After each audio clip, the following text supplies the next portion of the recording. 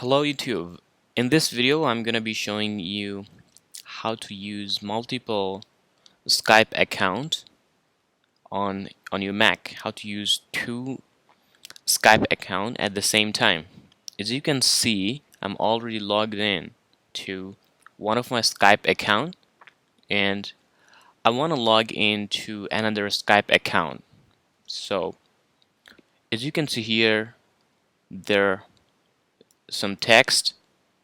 All you need is to use this text on a terminal. So open the terminal,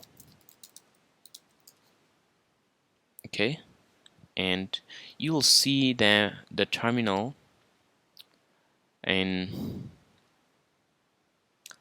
by searching here you can see terminal,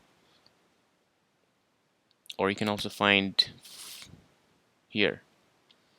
Now just copy this and paste it here and hit enter, and it is going to ask the password for your computer, so I'm giving the password. Now you can see another Skype launches. Now I can use two different Skype accounts at the same time.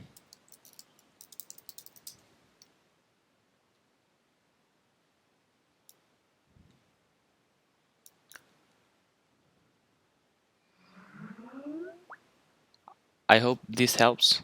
Thanks for watching.